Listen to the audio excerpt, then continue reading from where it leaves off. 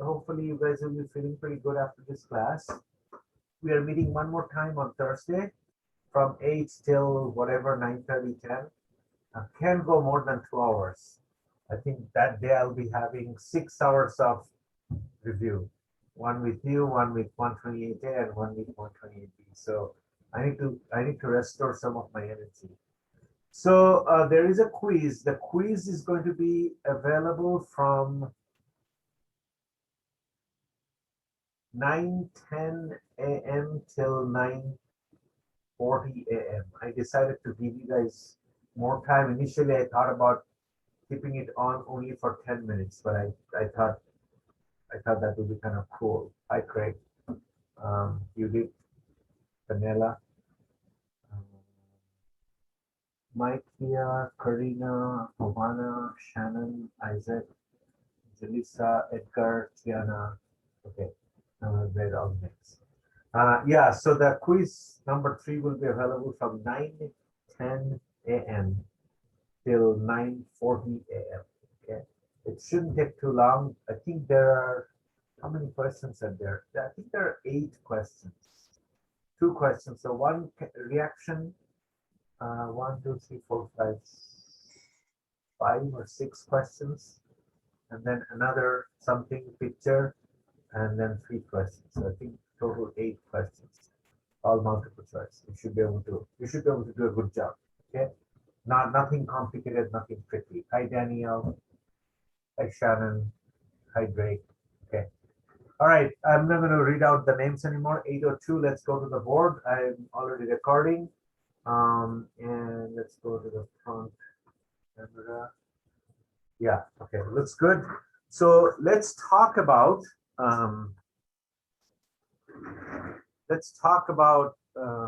carbonyl chemistry. Okay, I have a plan, so let's see if I can follow the plan. So I'm just going to introduce the carbonyl chemistry to you, and we will learn a few nomenclature. Okay, so the way I want to do it is the following. I'm going to write down the nucleophiles that you have seen on the right side again, and then talk about nucleophilic acyl addition reactions first, and then go to nucleophilic acyl substitution. Remember, there are 7 compounds. You know what? Let's draw the 7 compounds, kind of quick review, 5 minutes. Okay. I promise it's going to be only 5 minutes. So let's say Chem 8, and today is May. I have 0 idea what day is today. May 4th. May 4th. May 4th. Okay. And carbonyl chemistry. I'm going to write down here. Carbonyl molecules and chemistry. Chemistry involves naming reactions, making them, whatever, everything. Okay. So why not, before we go to the carbonyl molecules, let's make sure that we understand what nucleophiles are and what they look like. Okay. So I'm just going to use the right side, like I make a column, and write down all the nucleophiles that you guys have seen so far. So let's write them down. This is going to help you navigate through the molecules that we will need for kind of studying all the reactions. Nucleophiles.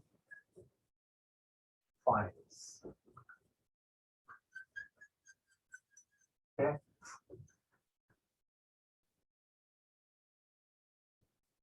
I'm not going to erase the nucleophile list until we are done for the lecture today. All right. Number 1, water. Just to give you a quick reminder, water is a nucleophile because it's got 2 lone pairs. The lone pair makes it a nucleophile. Nucleus loving species. Somebody who can help a positively charged species happy. Okay, it's got extra electron density in the form of lone pair.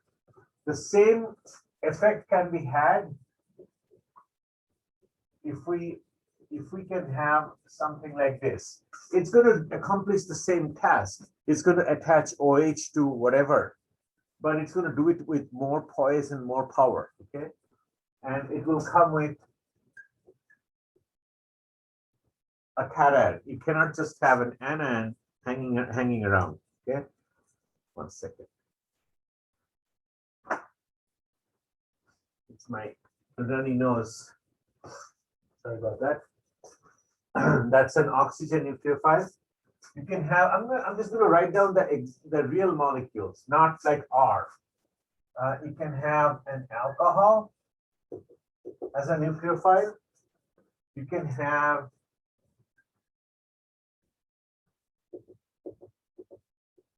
this guy as a more powerful nucleophile that's derived from an alcohol. This guy came from isopropanol. Okay, so that's a decent nucleophile. That's an awesome nucleophile. This is a nitrogen-based nucleophile, ammonia.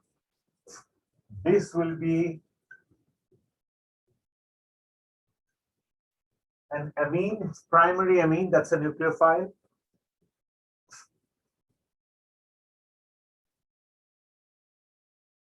This is a secondary amine, that's also a nucleophile.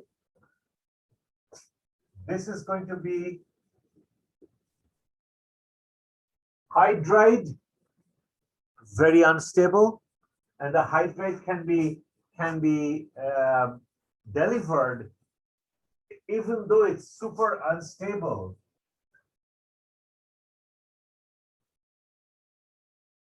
Even though it's super unstable, it can be formulated. It can be packed in the form of two reagents. One is called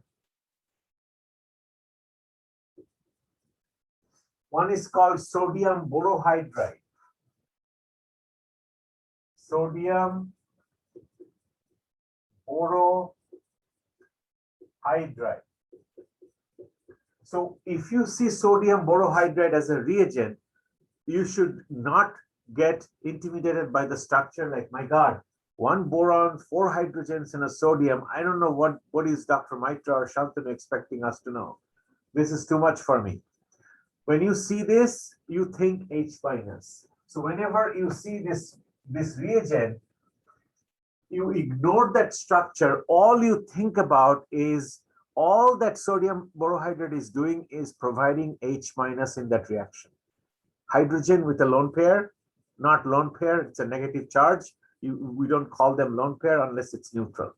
The hydride that's coming from sodium borohydride. I don't want to get into the details, okay? It's not worth going through that pain for you guys. Another reagent, it's called lithium aluminum hydride, LiAlH4. Li for lithium, Al for aluminum, hydrogen, hydrogen. Okay, this guy is called lithium aluminum hydride.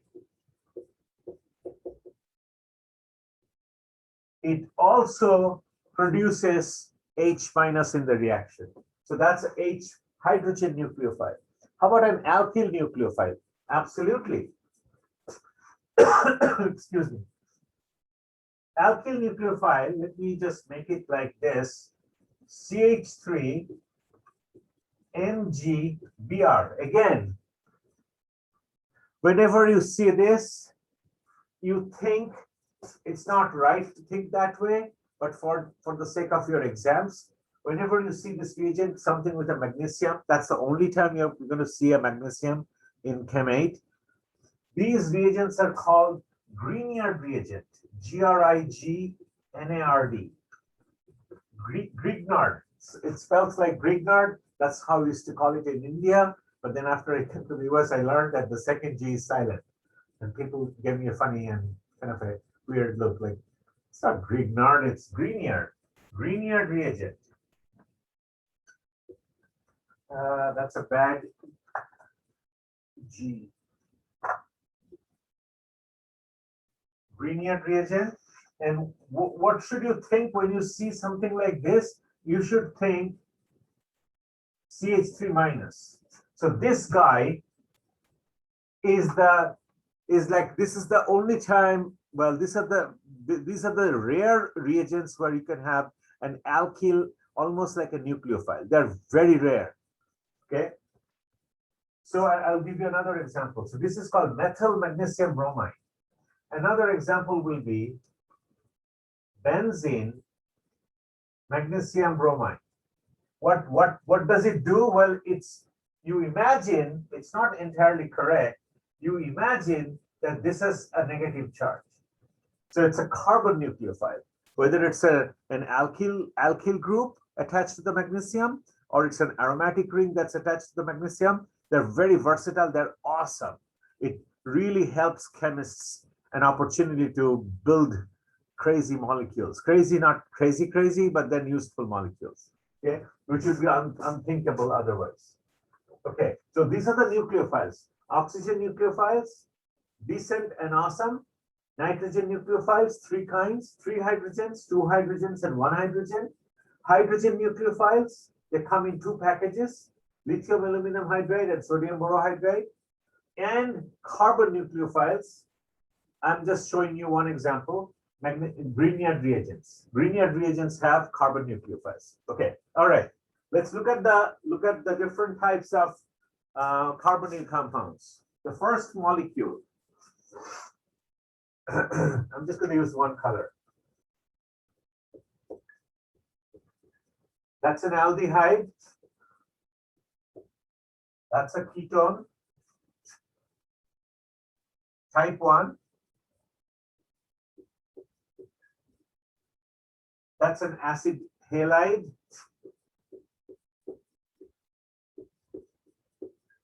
I'll tell you about this guy, anhydride. Carboxylic acid. It's an ester. And finally, an amine. Okay, so I'll tell you what these guys are. So that's an aldehyde. Okay, this is a ketone. Let's start from here. This is the most important guy. Okay, anybody knows what they're called? COOH. You have seen it in general chemistry. Whenever you have a CO2H or COOH, what are those guys called? What is this? Group. Sorry? Carboxyl. Carboxylic what? An A word. Acid. Carboxylic acid. Carboxylic acid. Okay. Carboxylic acid. This is an ester. I'm not going to bother you teaching you names of these molecules, but you should know that they're ester and they're carboxylic acid. So which body part makes them carboxylic acid? This body part. They must have C double bond O and OH attached to be a carboxylic acid. That's the acidic proton. Okay, that's very important. What makes this guy an ester? That makes it an ester, and this is important. You cannot have an H. You have to have a carbon on the oxygen to be an ester. This is an amide. What makes it an amide? Well, that's probably wrong. Just the nitrogen. That makes it an amide. This guy, think about it this way. This guy has happened. This is important. You know what? I'm going to use 2 different colors.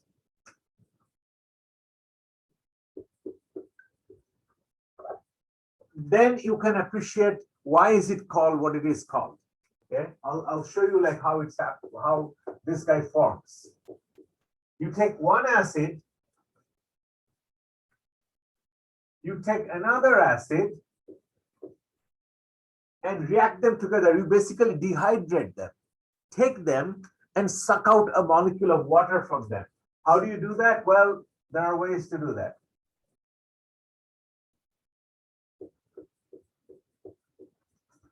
Okay, somehow you remove water.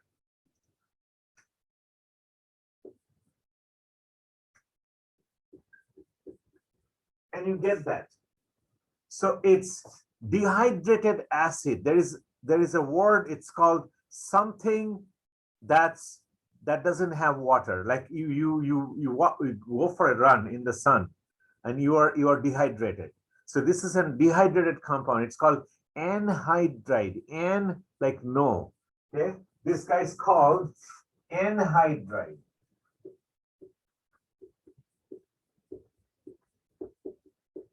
And this is called an acid halide. Acid halide. Pretty straightforward, acid chloride, acid bromide, whatever it is. All right. So we learned a little bit of naming. I think aldehydes and ketones, we should learn how to name them, and maybe I'll teach you a few carboxylic acid names. Then we're going to learn some reactions, and that will pretty much be it. Okay. So this aldehyde, we started doing it on Tuesday. So this aldehyde, this particular aldehyde came from two carbon species, carbon here and a carbon here.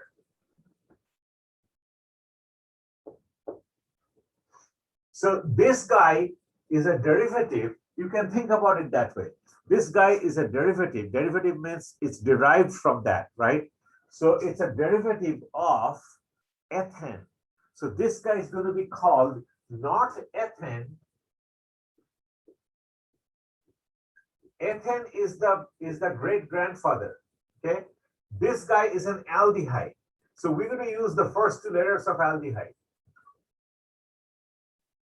We're going to call this guy ethanal.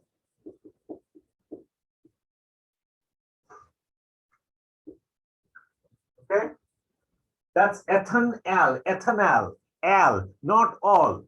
Ethanol will be this. Ethanol will be, well, you know what ethanol is. This is ethanol.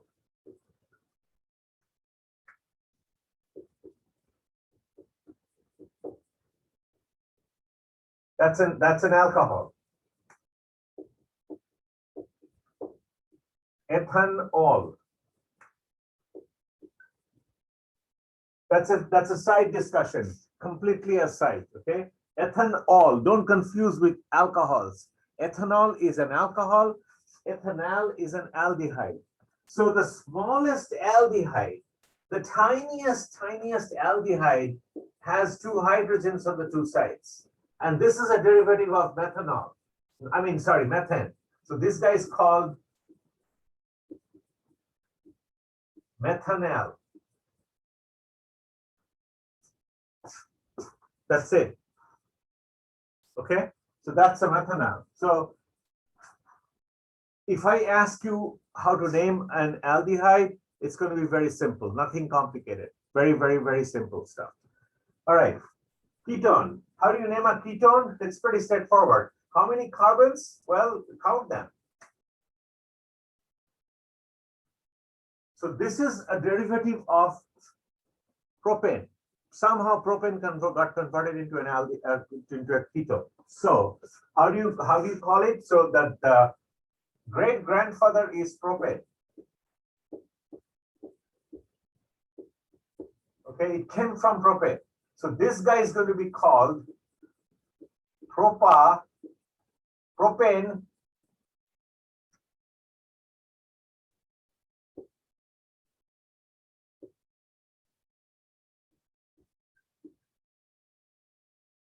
Propanone.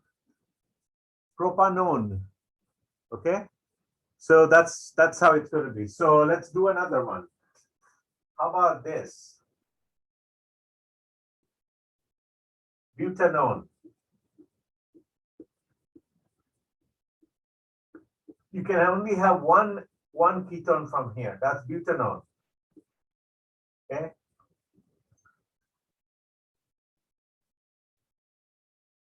One, two, three, four, five, six. It's going to be hexanone. You need to specify where the carbonyl is. 2-hexanone, because you can also have 3-hexanone. This is just simple logic. I think you guys can handle it. So aldehydes are called whatever alkane they came from, al, and the ketones are called whatever alkane they came from. Count the carbons and add on at the end. Hexanone, propanone, pentanone, decanone. But if you think that there can be another ketone from that same structure, same number of carbon chain, then specify where the carbonyl is, counting from the closer to the end direction. 2-hexanone, 3-hexanone, something like that. Okay, so that's the nomenclature. That's I don't want to bore you with deeper discussions about nomenclature. Okay, so that's nomenclature of aldehydes and ketones. I don't want to teach you guys the name. They're pretty straightforward.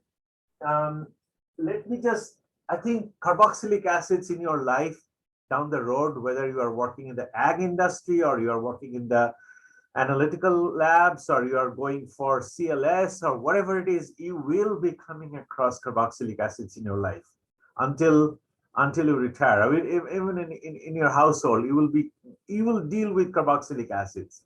And I think you should know what carboxylic acid is. When you eat cheese, you should think about carboxylic acids because they're from fatty acids. Cheese is, I told you guys once that milk is nothing but a suspension of salts of fatty acids. They have long like alkyl chains, single bond or double bond, cis or trans. They came from the triglycerides. Okay, I don't want to get distracted today. It's a fascinating discussion. I would rather talk about that than this stuff, but I should control my urges. Okay, long chain fatty acid with a carboxylic acid, they're fatty acids. Okay, different types of fatty acids are there in our system, in plant kingdom, in animal kingdom. And the fact that we talk about, it's like an ester from an alcohol, a trialcohol called glycerol. You probably have heard about glycerol. Okay, another day, maybe during our review we can discuss that. Okay, so fatty acid milk is nothing but salts of fatty acids suspended in water. So when you squeeze lemon juice in milk, see what happens without pissing off your better half or worse half or your parents or yourself.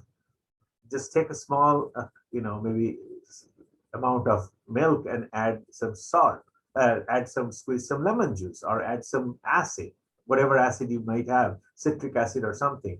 As it dissolves, you will find that something is precipitating at the bottom of your pot because now it's not a salt, it's a carboxylic acid, and the carboxylic acid, COOH, cannot stay as a suspension. It's called a colloidal suspension. Like we have mist and fog and smog, they're also suspensions, like particles floating in air. In this case, solid particles floating in water, that's milk. I'm not kidding, that's how it is. So as you squeeze lemon juice, you're doing a chemistry, you're converting COO minus sodium plus, it's a salt, into COOH. It changes its physical property, it cannot stay afloat. It deposits at the bottom of the container, and that's your cheese. As simple as that. So it's important. So carboxylic acids, let's learn some names. All right. How do you name this? Well, again, you figure out which great grandfather it came from. 1, 2, ethane.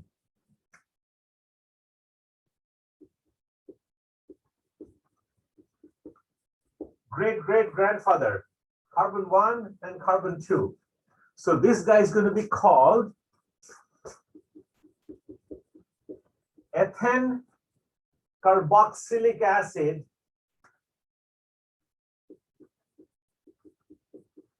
ethanoic acid. Okay, so similarly, the smallest carboxylic acid is this.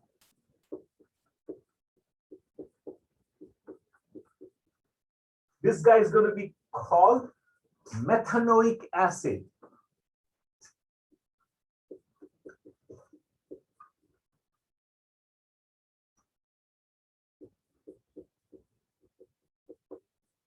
This is what the ants inject you with when they bite you. They inject this particular acid. It's also called formic acid. Nickname. And this is vinegar, or whatever that is called, acetic acid. Acetic acid. This is what you eat with. This is what you eat with your chips. Okay, I'm not going to teach you guys any more names. I'm going to take a picture. I'm going to keep that and start discussing some chemistry. It shouldn't take more than a half an hour. 15 minutes for this side, 15 minutes for the 5 guys. Okay, don't think about food. I'm thinking about food. Only I can think about food. I have a privilege. Okay, no jokes. Be serious. Take a look at the board maybe for half minute.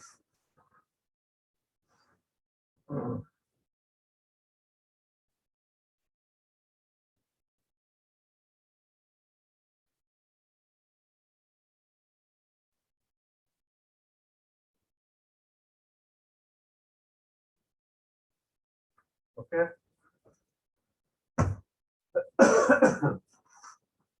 Aldehydes, ketones, they can't get rid of that, so they undergo addition reactions. Nucleophilic acyl addition. On the left side, nucleophilic acyl addition. These 5 compounds, acid halide, anhydride, carboxylic acid, ester, and amide, 1, 2, 3, 4, 5. These 5 compounds on the hill, they undergo substitution reactions because they have a pretty decent living group.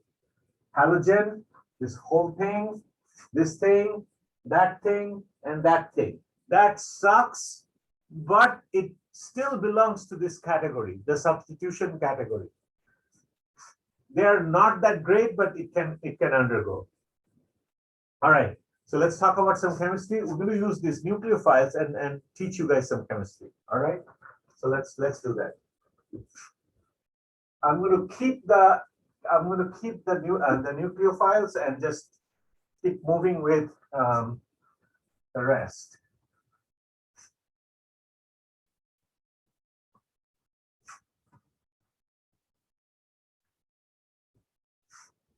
So let's talk about some aldehyde and ketone chemistry. What I'm going to do is I'm going to not go into the details of the mechanism. Mechanisms are not involved. I'm not going to ask about that. So I'm just going to teach you some chemistry, simple chemistry. I'm going to do the chemistry for an aldehyde, but realize, well, maybe I should do it for both. Okay, let's split the board. Okay, let's split the board into 2 halves. Left side will do it. We'll do the chemistry with an aldehyde. Right side will do the chemistry with a ketone. Okay, so the left side, aldehyde, and the right side, let's do it in 2 different colors. Ketone. Okay, let's start with an aldehyde. Acetaldehyde or ethanal, 2 carbon chain. Let's use this nucleophile. What happens when we use that particular nucleophile? So, I'm going to use a purple color so that there is some difference in the colors. Aldehydes. So we're going to use ethanal. Let's use that nucleophile. So when we use water, just water doesn't cut it because they're both it's a sucky nucleophile. So we need to use a catalyst. I don't want to discuss this too much, just memorize it. Okay. If you really want to know exactly how it happens, we can discuss it during our office hours. So if you take an aldehyde, react it with water, you need a little bit of proton as a catalyst. This is a catalyst, CAT catalyst. Okay. What happens as a result of that? I'm just going to move this guy to the left. L D height. Okay. Now I can make that arrow a little bit bigger. Okay. What happens? It's very easy. So don't be intimidated. Draw the main frame of the molecule, push the oxygen that's there on the left side, add the proton that you added as a catalyst, okay, and add the OH of water to the other side.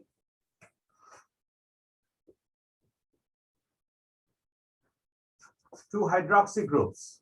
And this molecule is called, memorize it.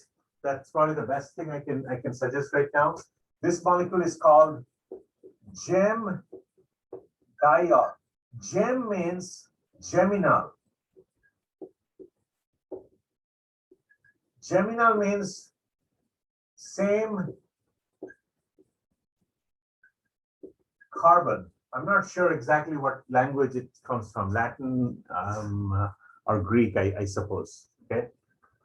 Geminal means same carbon. So diol, that's not that difficult. You guys can, that's just logic. Diol means two alcohols, right? Diol, gem diol, and it's that's what happens. It's a very unstable compound. What happens when you do the same chemistry with ketone? Something very similar. So we start with a ketone. Let me move the word ketone here. Okay, let's use the same chemistry.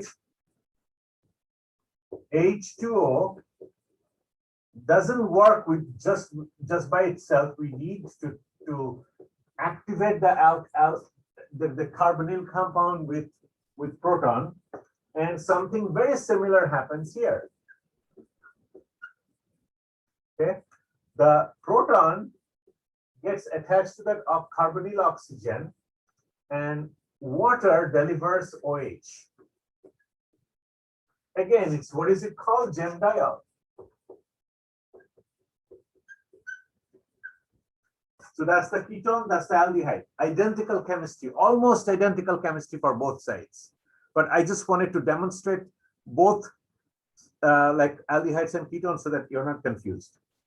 Next, so we got this thing done. We did a reaction with water. Let's use alcohol. Let's use an alcohol and see what happens. All right, so what happens when you react it with an alcohol? So let's use this alcohol, our favorite alcohol, ethanol. Same here, ethanol. Again, ethanol and water have very similar reactivities. So you need to put some catalyst, H+. Okay, what happens first? It's actually a two-step reaction.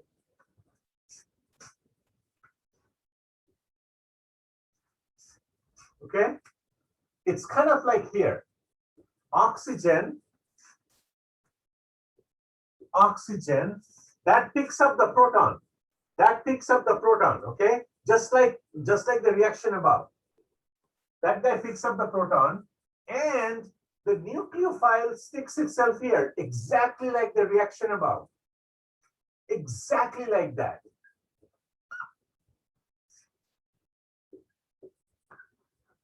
There is a name for it. The reaction doesn't stop there. The reaction goes one more step, okay? But halfway through the reaction, it's got a name. This is called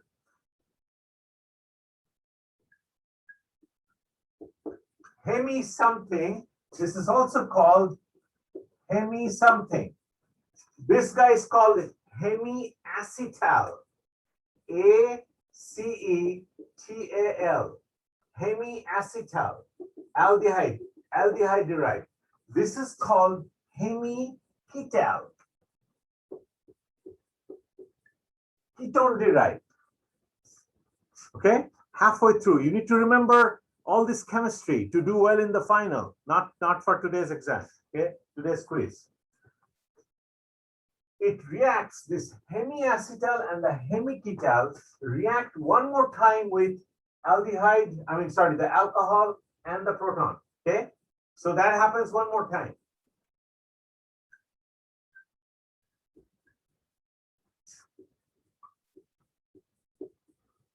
And the proton is still there.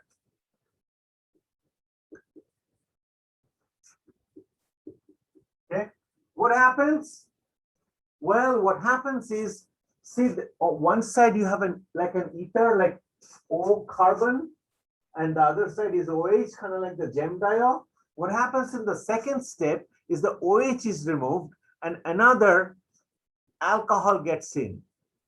Make sense?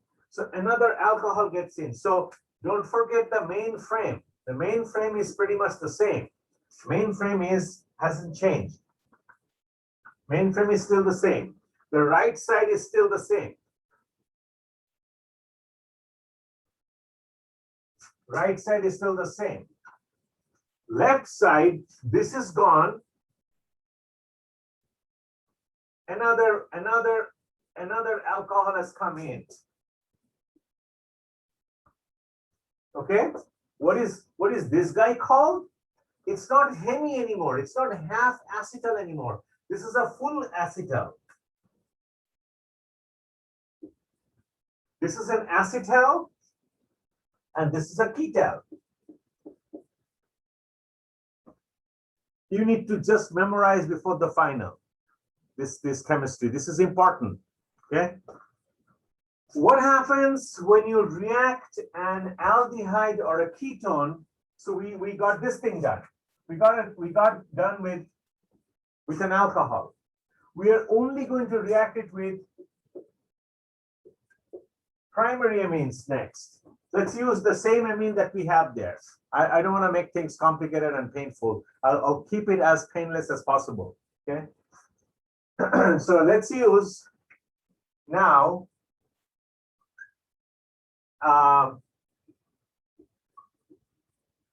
ethylamine.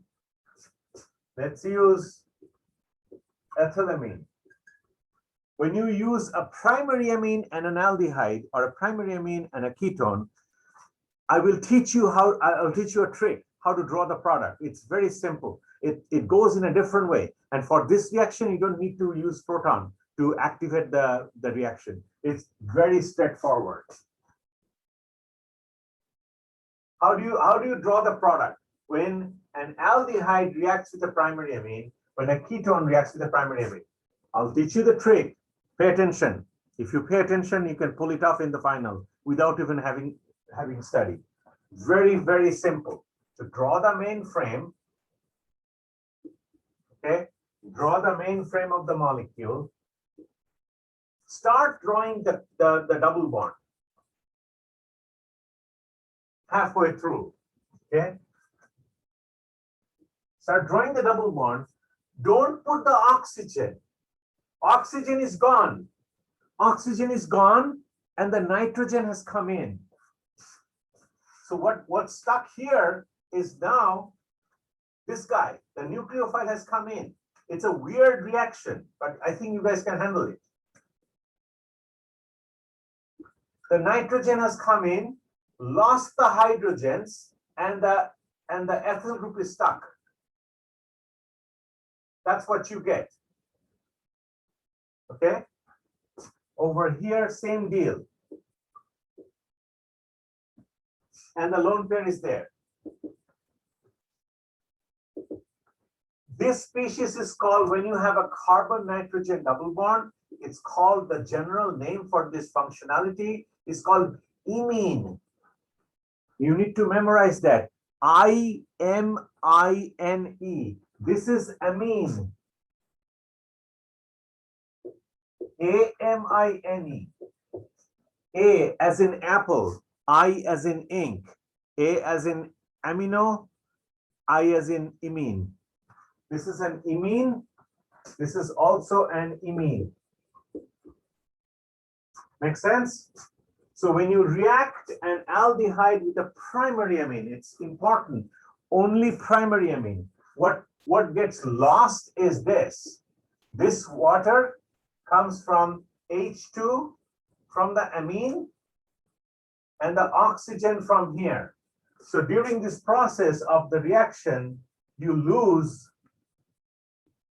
this H2 and that oxygen from the ketone. Okay, you lose a molecule of water to make the imine. For secondary amine, you don't have enough hydrogen to go out as water. You need two hydrogens to go out as water. That's why imine reactions are different. I don't want to talk about it. Okay. With water, gemdiol, reaction number 1. Water and acid as a catalyst. Gemdiol, gemdiol. With an alcohol and acid catalyst, you make hemiacetal for aldehydes, hemiketal for ketones. It undergoes one more time the reaction with the alcohol. It produces the full-fledged acetal with an aldehyde and full-fledged ketal with a ketone. With a primary amine, it produces what is called an imine, I-M-I-N-E, for aldehyde and ketone both. Let's soak this up. I'm going to give you like 20 seconds. Let's think about it. I'm not taking any picture. Just make sure you follow the reactions. 1, 2, part 1, part 2, and 3. 3 reactions. Second reaction has 2 parts. Reaction 1, 2, part 1, part 2, half, full. And then reaction number 3. Fair? I'll just teach you one more reaction. We're going to go through this. So we covered these guys as well. I'm just going to teach you one reaction with sodium borohydride, and that will pretty much be it for aldehydes and ketones. I'll just teach that. Let me just shut up for 15 seconds one more time. Just scan the board and make sure you're comfortable.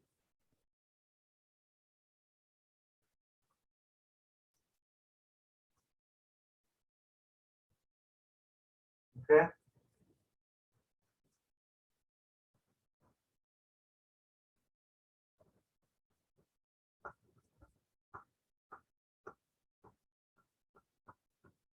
Let's try this reaction with sodium borohydride, last reaction. Okay. What happens now? Well, let's try it. When you take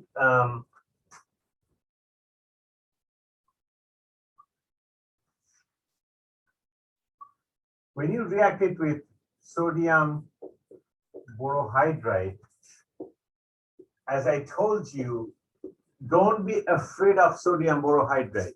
You need to somehow figure out how to remember it during the final. That's why you need to do some studying through the next few days. Almost done. And you need to stay where you are or up your game a little bit, because as I said, if you do a really good job in the final, you will be rewarded. Okay. Whenever you see sodium borohydride, what should you think? H minus. Think H minus.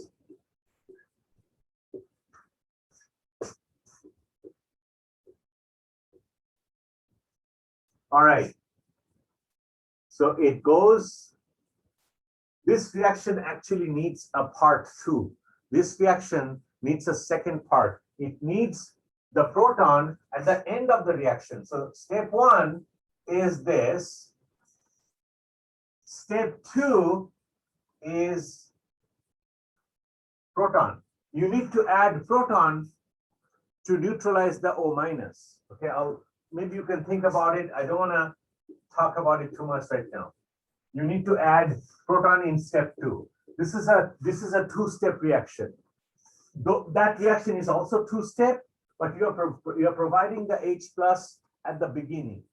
Over here, you're providing the H plus at the end. Okay, because this guy needs to be activated. Just memorize at this point. Okay, what does the product look like? Easy, very easy. The main frame of the molecule. What happens when H minus comes and attacks it? Think about the mechanism. Even though I'm not going to be asking you about the mechanism, if you think about the mechanism in a very simple way, I think it'll be helpful for you. You guys can think about it. It doesn't require extra brain power. Just think about it. That's a carbonyl. That's your nucleophile. What will the nucleophile do? Will attack here. It'll stick itself here, right? So this H minus is going to stick itself here. As a result of that, what will happen to the carbonyl? It'll become O minus. And at the end, you're adding H. So the O minus will become this. So you're converting an aldehyde into an alcohol, a primary alcohol. This is an alcohol. What alcohol is this? Isopropanol. Not isopropanol, ethanol. CH3CH2OH. All you did is you made ethanol in the reaction. Pretty cool. So it's called a reduction reaction. This reaction is called reduction because you're adding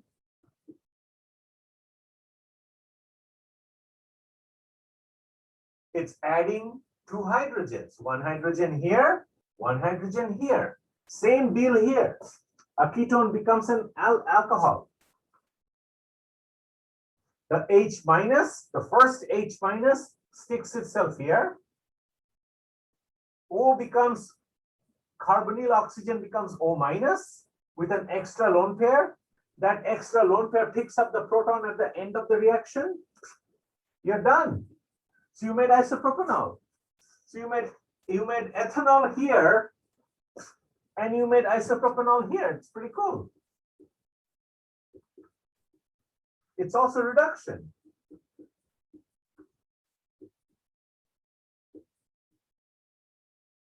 I don't know what that means. It's like a bug with a mouth trying to talk to that alcohol, molecule. Okay, I'm going to take a picture. So these are the reactions that are included for the final from aldehydes and ketones. Let me take a picture and let me show you the reactions of the 5 guys.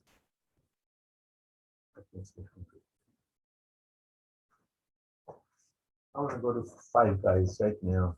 Let's go.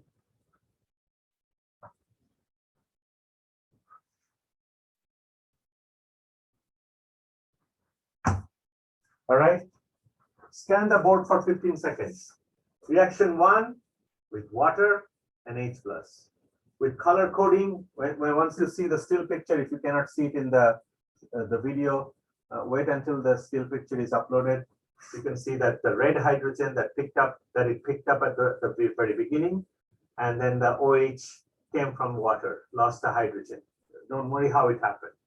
Same deal here. What are they called? Gem diol. I may ask you what they're called. Okay, what are these guys called? You need to pick the right word from the list. Gem diol. I will try to confuse you with many words. You need to really be able to navigate through this complex carbonyl world. Alcohol and proton, same deal. Proton sticks here first, makes the carbonyl more reactive. The alcohol comes in, produces hemi, half acetal, half ketal, K, ketone, A, aldehyde. Reacts one more time, full acetal, full ketal, not halfway through, the final destination. Primary amine loses a molecule of water, produces something weird that's called imine, carbon nitrogen double bond. That's called imine. Imines. Reacts with sodium borohydride, gets reduced. Ketone is not ketone anymore. It's not sp2 anymore. It's sp3. Okay? It becomes an alcohol. How does it happen? H minus attaches itself here, and the proton at the end of the reaction attaches itself here. That's how you're dumping 2 hydrogens, one here and one here. One as a hydride, H minus, one as a proton, H plus. All right.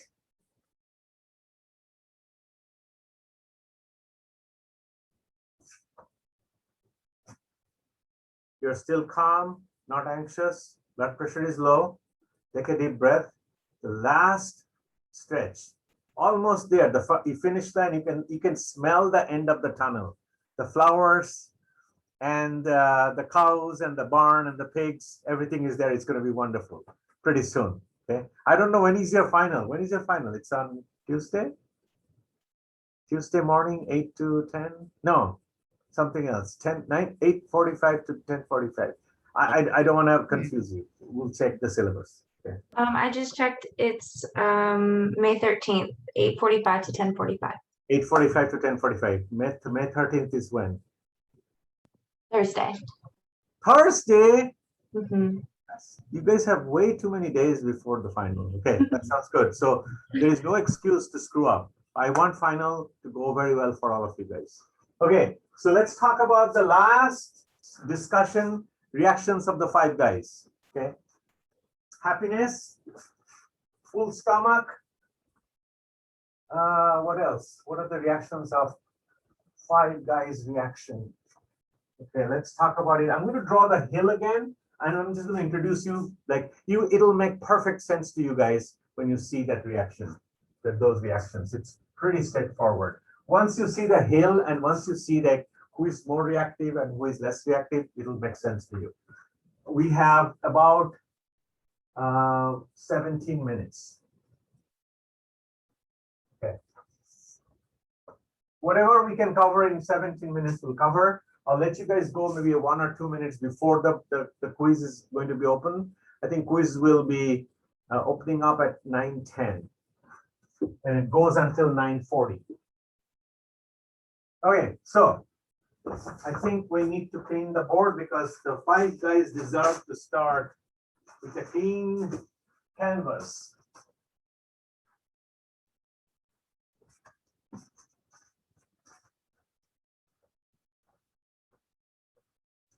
Okay, all right, so 5 molecules. Start with the most important one. Let's draw them in red.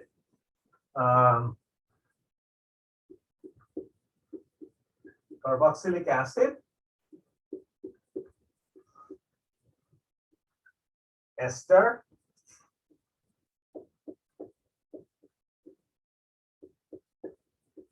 anhydride.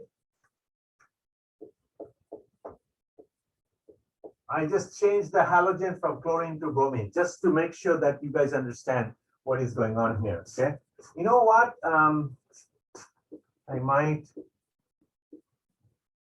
I'll change this guy to this thing too. So let's change the colors a little bit.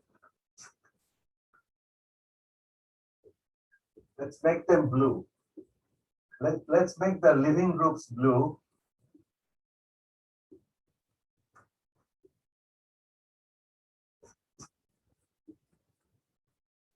The carbonyl, let's keep it in red color. And the left side, let's make it black. All right. So think about it this way. Very, very simple chemistry. So that's your living group. That's your living group. That's your living group. I'll just teach you the trick and you can do the rest of the work on your own. Like I'll teach you how to fish, then you can catch the fish and cook the fish and have your dinner. Okay? All right. So most reactive, less reactive, less reactive, pretty much the same reactivity, same reactivity. What's the deal here? How does the reaction take place? This is how the reaction takes place. You have something here, right?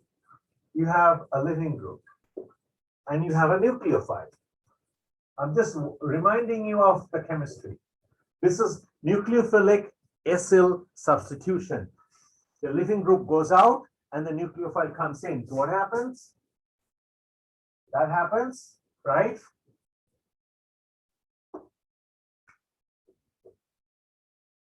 Minus Lg, and the nucleophile is in.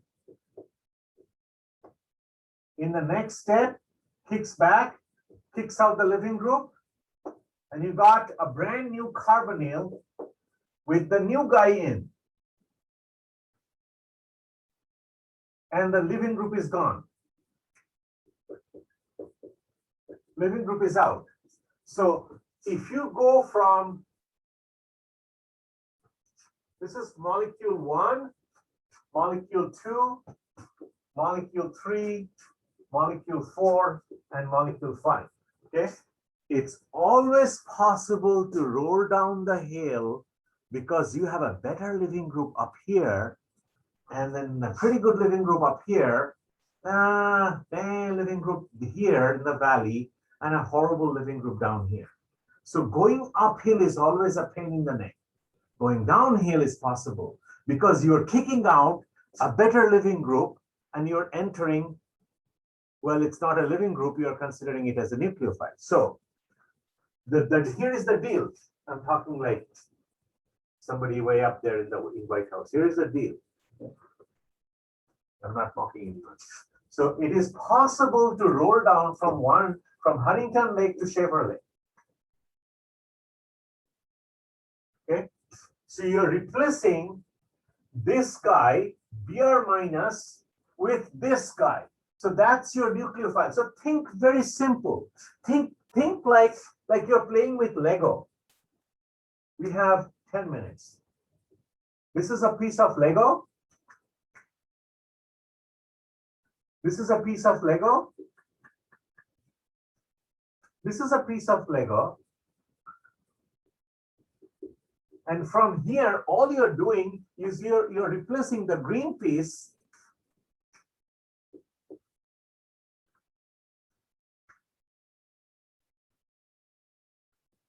You're replacing the green piece with a purple piece.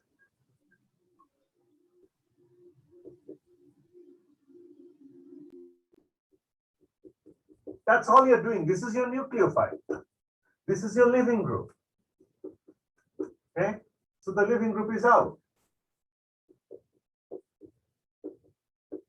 Living group is out. So all you're doing is you're replacing that with that. So look at the structure here and look at the structure here. That's living and that's coming. So your nucleophile will look like, use that logic. If you can use that logic, you are going to be invincible. All you need to do to go from Huntington Lake to Shaver Lake is this guy.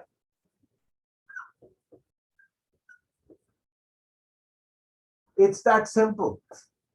Talking like an insurance ad. It's that simple. Call me. I'll get you thousands and thousands of points. Make sense? So it is always possible to roll down the hill. You can go from up there to up here. Can we go from here to here? Absolutely. What is going to be your Lego piece to go from 1 to 3? Well, you are getting rid of BR. What you're entering, that's your incoming piece. It looks different. So it's going to be a different reaction. So you're sticking something else.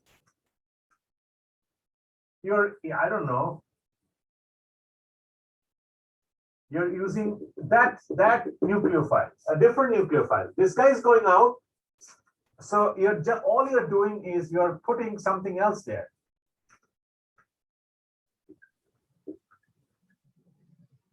And the purple thing is in.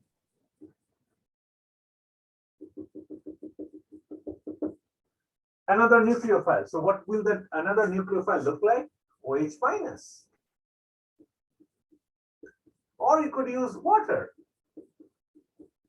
because this is super reactive. Can you go from here to here? Absolutely. What will be your Lego piece to go from here to here? You're getting rid of that living group and you're entering that. So what do we use? You can either use that with of course with a positive charge, something, sodium plus, sodium hydroxide, or you could use methanol, because this is super reactive. Can you go from here to here? Absolutely. Just cheat. This is allowed. This is white cheating. That didn't come out right. So your Lego piece here is going to be, sorry, I don't know what I'm thinking.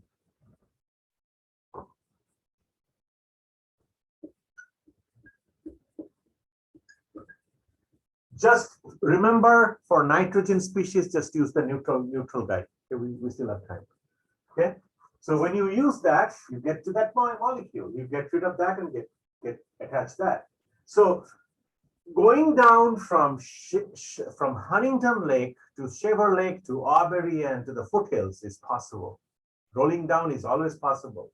How about if you start from Huntington Lake? That's still pretty high up. It's a pretty decent living group. I showed you why this is a good living group. Watch the old videos. Can you roll down from 2 to 3, 2 to 4, and 2 to 5? Absolutely. Let's use a different color. Can we go down from here to here? Absolutely. What do we use? Same deal. OH minus. Use your logic. Can you go down from Shaver Lake to the other part of Auberry? Absolutely. Can you go down from here to here? Absolutely. What do we use? Same deal.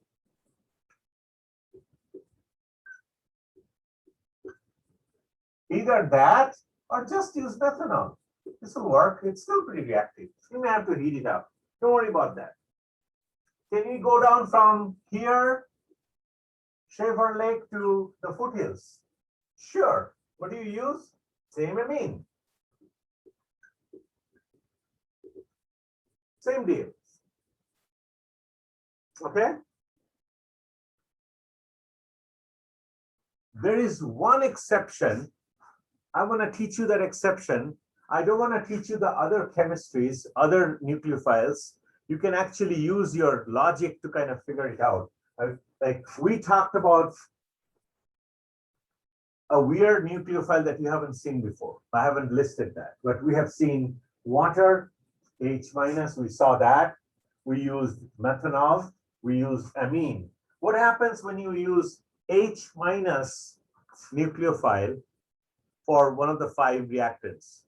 Let that be open for bonus questions. Maybe I'll have 1 or 2 bonus questions carrying more points at the end, and I'll kind of like torture your brain. I'll see like if you guys can figure it out. There will be plenty of time in the final. So I'll ask some questions like, what happens when this one of the 5 guys reacts with sodium borohydride or lithium aluminum hydride or linear reason? What do you think will happen? Okay, so we can discuss it in the review, or it'll be, I'm not going to be putting it like a regular question. If I ask something, if I ask, then it's going to be a bonus question. I'm not going to torture you right now. Let me just show you one other thing. So you might wonder, like, can an acid be converted into an ester? And can an ester be converted into an acid? The answer is yes, but I think I'm going to skip that chemistry. There is a trick that you need to follow. It is possible to esterify an acid. That's also a very common reaction done in ag, done in medicinal chemistry. It's not that big of a deal, but what I would like to do is one of the logical reactions. Like you might say that, can we go down from Auberry Valley? I don't know if there is a valley like that. I'm just coming up with some names. I may be totally off. Can we come down from the mid valley to the foothill? Can we convert an ester into an amide? The answer is yes. This is doable. How do we do it? We use the same nucleophile. There is one problem. Because it's down in the middle, it's not an awesome living group. It's a pretty sucky living group. This reaction is a very slow reaction. So what you need to do, if you remember, you don't have to remember. If you remember, you need to heat this reaction.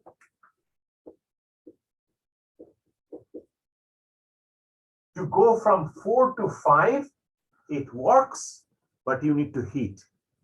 Whenever you heat, if there is other vulnerable body part in that molecule, things can get screwed up. What I would like to show you is that going from here, carboxylic acid to the amide, that's a little sketchy. Okay, it doesn't work. If you think that yes, I can go from carboxylic acid to an amine using this, it does not work.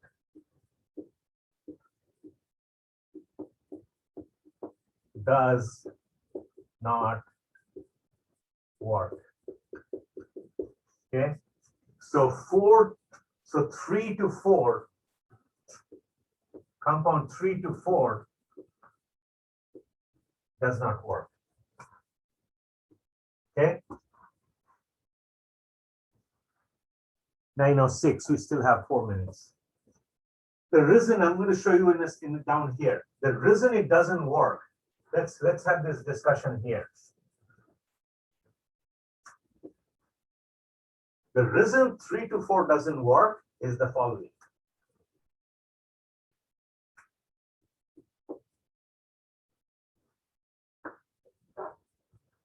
Let's say this is your living group,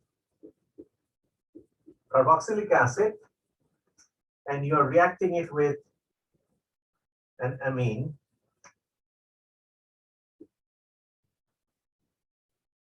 secondary amine.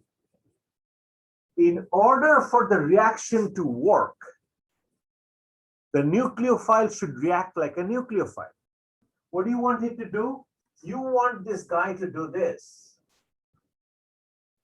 and do that, and then boom, and then boom. You want that. This is what you want.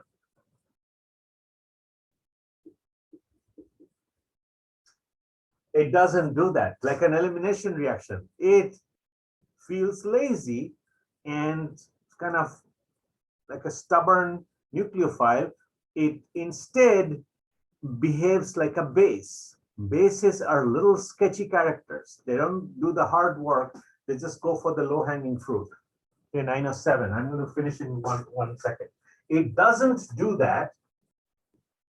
It doesn't do that. Instead, it goes after the proton here. Okay, this is what it does. And what does it look like at the end?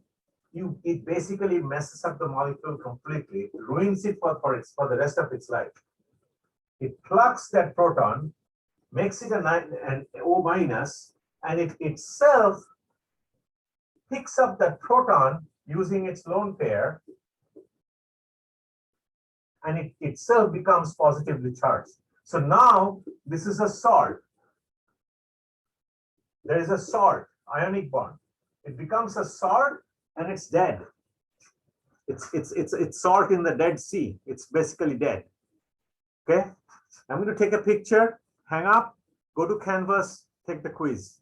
It starts in about two minutes. It's 9:08. It's going to open up in 2 minutes.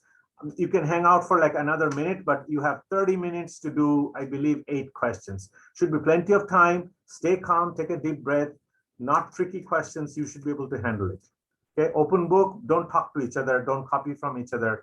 Just open book, open information, open video, open still picture. Okay. I'll see you guys Thursday, if not later on. Good luck with the final. Good luck with this exam.